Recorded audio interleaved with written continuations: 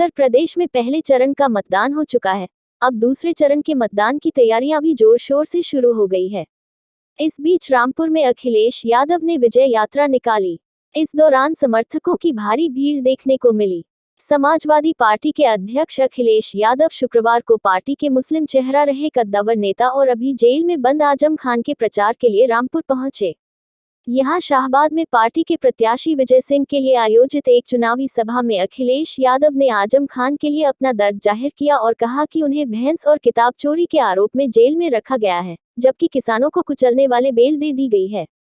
उनका इशारा लखीमपुर खीरी कांड में जमानत पाने वाले केंद्रीय गृह राज्य मंत्री अजय मिश्रा के बेटे आशीष मिश्रा की ओर था। किसान आंदोलन का जिक्र करते हुए अखिलेश यादव ने कहा कि यह अन्याय करने वाली और झूठी सरकार है।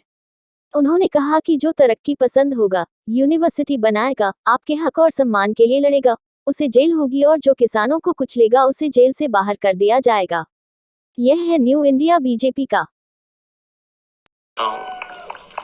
इधर बहुत दिनों के बाद आपके बीच में आने का मौका मिला है। जब कभी मैं आया हूं तो चुनाव में आपसे वोट मांग करके गया हूं और इस बार एक बार फिर ये देश का सबसे बड़ा चुनाव होने जा रहा है। ये देश का सबसे बड़ा चुनाव है और न केवल उत्तर प्रदेश के लोग, पूरे देश के लोग और आप में से बहुत सारे लोग हैं जो दुनिया के तमाम देशों के लोगों से संपर्क होगा। आज पूरे देश की निगाहें अगर किसी चुनाव पर हैं तो वो उत्तर प्रदेश के चुनाव पर है कि उत्तर प्रदेश की जनता आने वाले समय में क्या फैसला लेने जा रही है। ये चुनाव केवल हमारे आपके भविष्य का नहीं है, ये चुनाव देश के लोकतंत्र को और संविधान को बचाने का भी चुनाव है। मैं भारतीय जनता पार्टी के लोगों को कहना चाहता हूं, पहले चरण का चुनाव खत्म हो चुका है। वहां के लोगों ने तो इनकी खाट खड़ी कर दी है।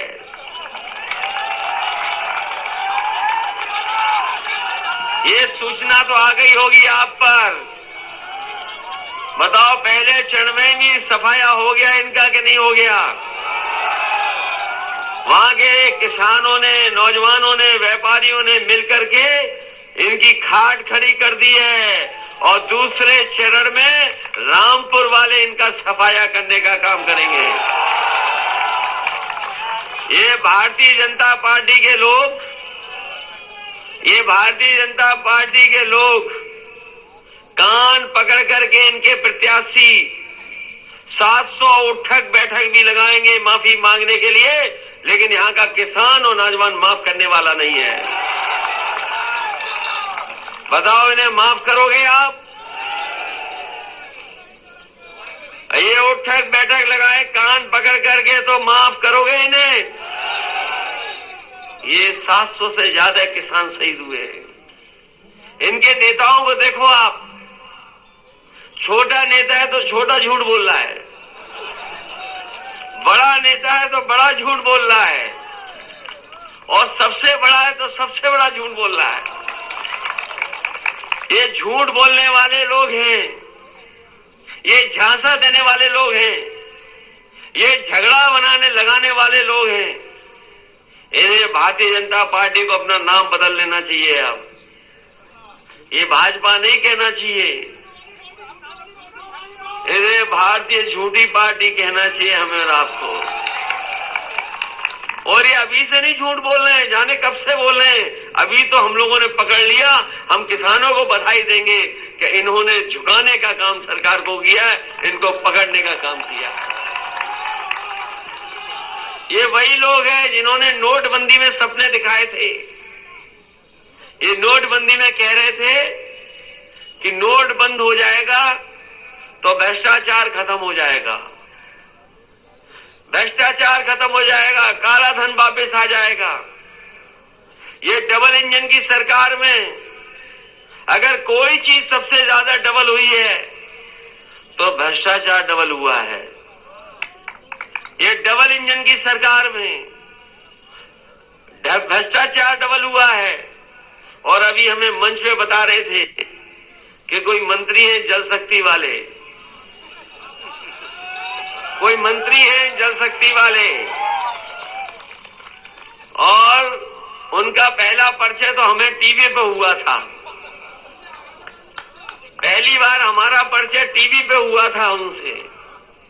पहले तो उन्हें राष्ट्रीय गान और राष्ट्रीय गीत नहीं पता था कि राष्ट्रीय गीत क्या है और राष्ट्रीय गान क्या है।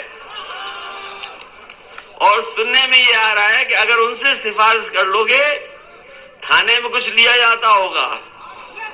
अगर उनसे सिफारिश कर ली तो डबल इंजन की सरकार डबल देना पड़ जाएगा।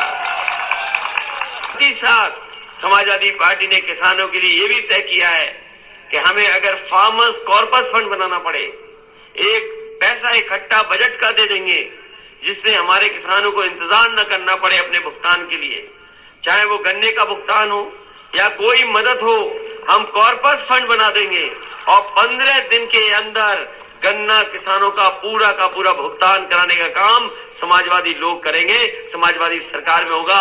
आपको धरने पे न बैठना पड़े।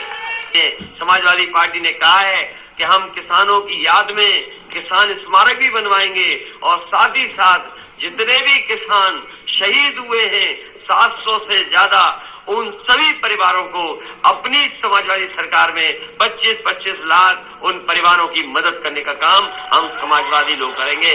बहुत बहुत धन्यवाद। इस भरोसे और इस उम्मीद के साथ कि जिस समय आप वोट डालेंगे, एक एक वोट साइकिल पे डालने का काम करेंगे, साइकिल की मदद करेंगे जिससे कि न्याय मिल सके उत्तर प्रदेश में। हम सब मिलकर के संविधान और हम लोग मिलकर के संविधान के तहत जो बाबा साहब ने हम लोगों को अधिकार दिए, उन अधिकारों को आपको दिला सकें। बहुत बहुत बधाई, बहुत बहुत धन्यवाद।